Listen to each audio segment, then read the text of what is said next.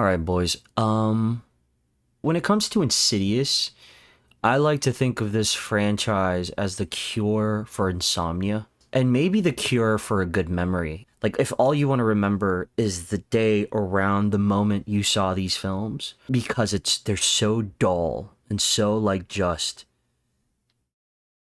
uninteresting to me that it feels like everything else surrounding the film in that day has color. There's like an injection of saturation that comes with my day.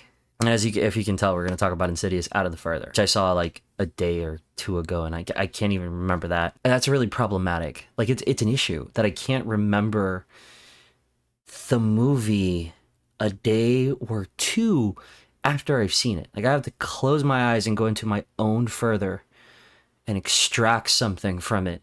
Anything. The poster. Fucking anything.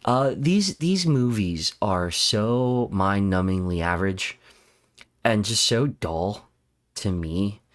And just kind of everything that is undesirable about this sort of subgenre of horror, like haunted house, like I feel like Insidious is its own thing, right? Like James Wan horror, but without James Wan. Actually, that's a great concept for a genre, is a below subpar James Wan variety value package. This is what these films feel like.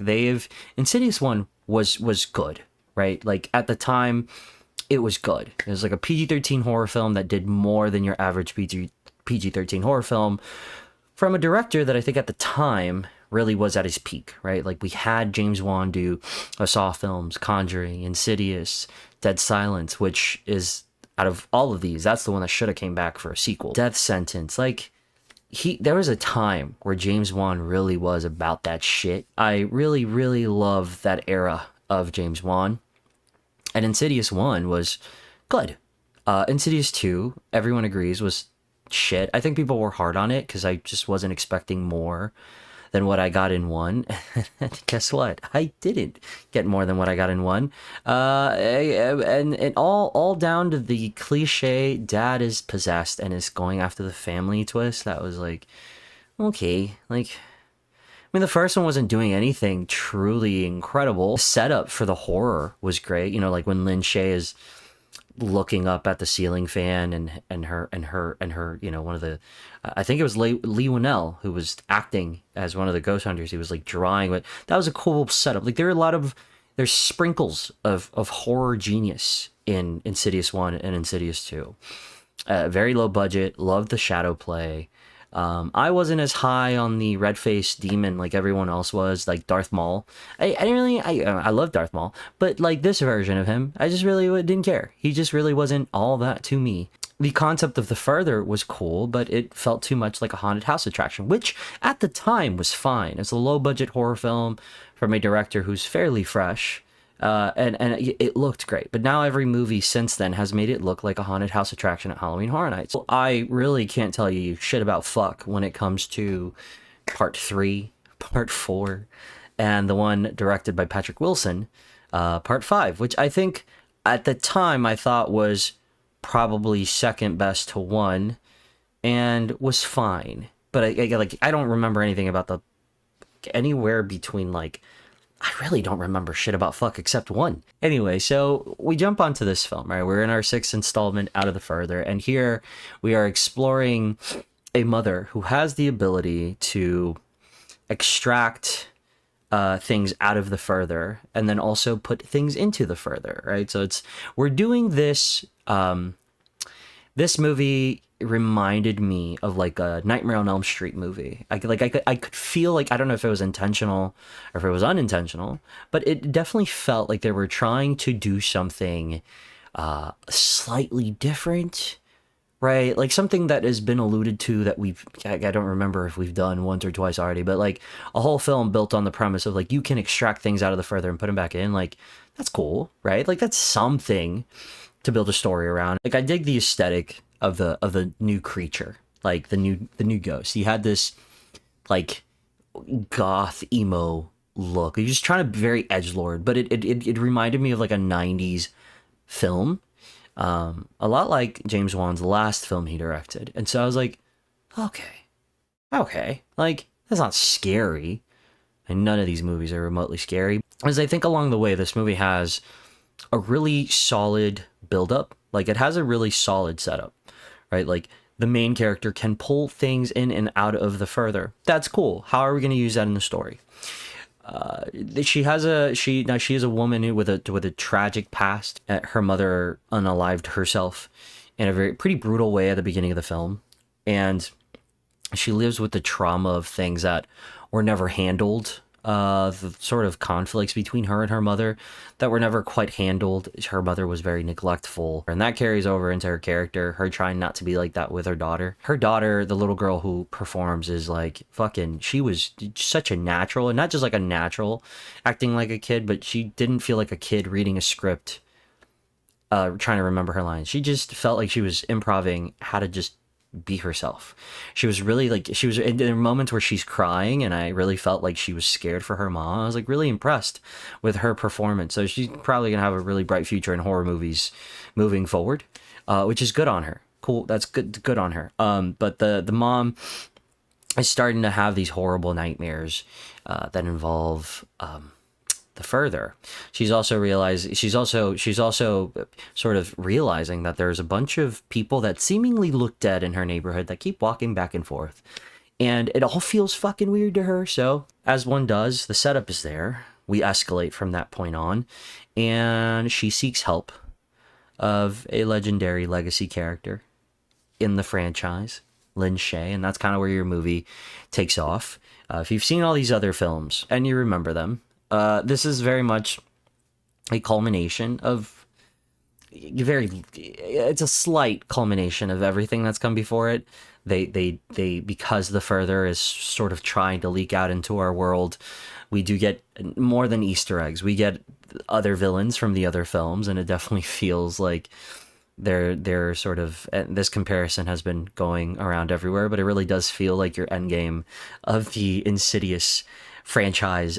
Characters and ghosts are popping up, and they're all trying to escape. This movie has a couple good setups. If you've seen the trailer, there's a scene where the mom is crawling through a fort that her daughter made in the living room, made of pillows and cushions, and that scene goes on for quite a long time, but it was really well done, and it was the kind of horror that I like, in terms of let's sit uncomfortably in a sequence for as long as we can before the payoff. And that scene had, I'd say, about 3 or 4 really genuinely good payoffs that weren't jump scares with like loud music, but it was that looks creepy, and the camera lingers on a few of these moments in a way that is unsettling and reminds me a lot of like the YouTube paranormal videos that I watch. Like if you guys watch Bizarre Bub, I'm sure that someone knows who Bizarre Bub is.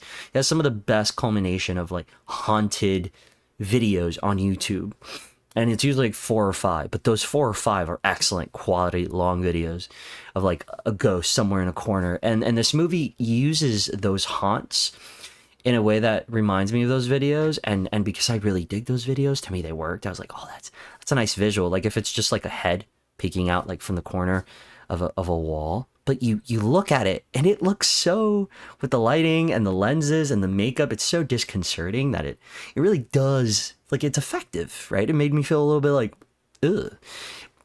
But this movie relies so fucking obscenely and heavily on jump scares all the time. Like every 5 to 6 minutes there's like a moment, and those never get me. They never get me. They're fun to watch everyone else react, but jump scares are not the way to my heart, because at this point they're so telegraphed that you know they're coming, and you can almost predict how long it's going to take to get to that one jump scare. And this is the jump scare element of this movie really absolutely doesn't work. For me, like none of the jump scares got me, but there are very intricate moments of buildup that I think are great. The cushion sequence, the fort sequence, is by far the best sequence in the entire movie.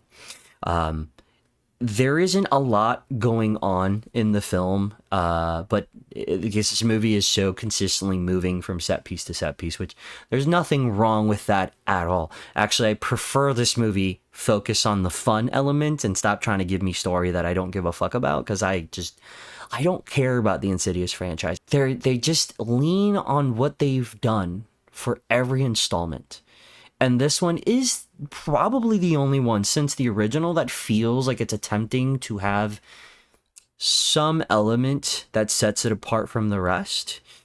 And that's just to say that it's not offensively boring. It's just okay. The last act really loses its fucking shit. At that point, we're like, there's a outcome to this movie that is very goofy.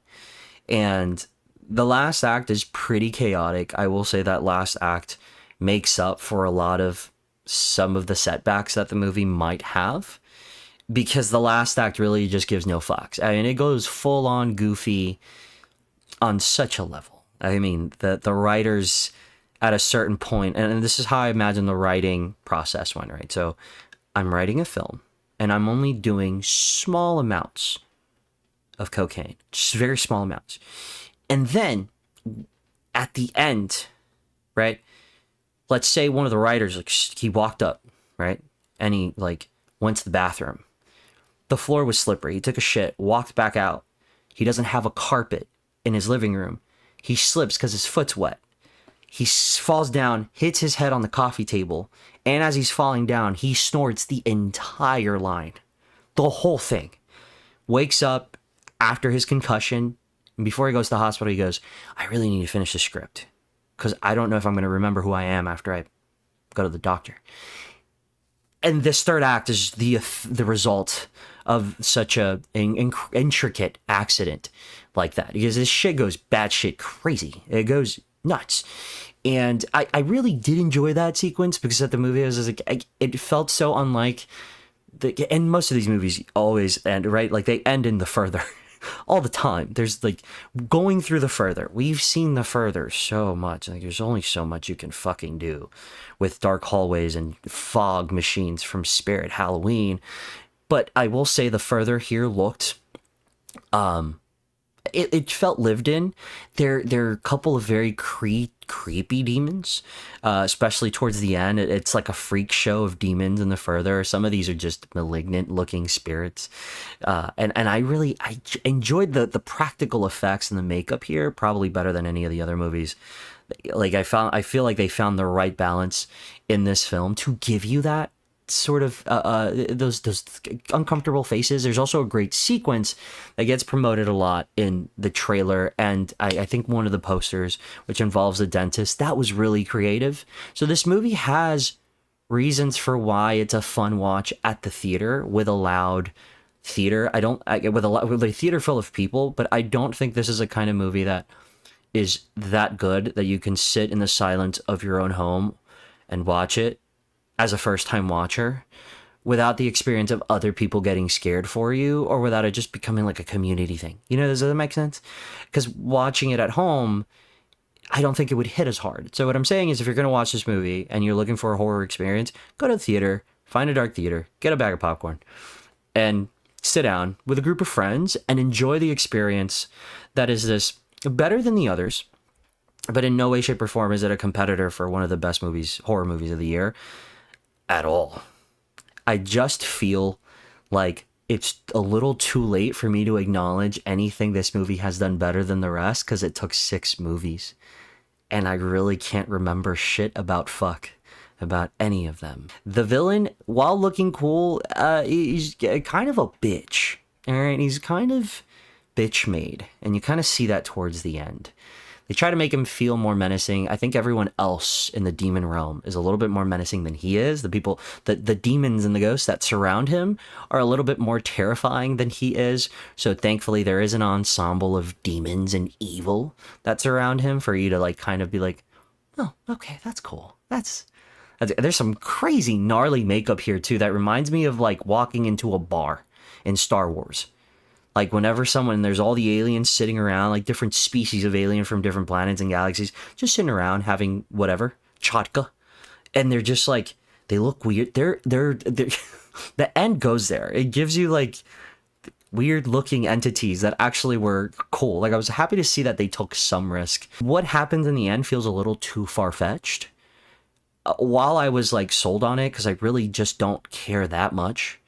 And I was like, okay, you did something really fucking left field. I applaud you. Credits.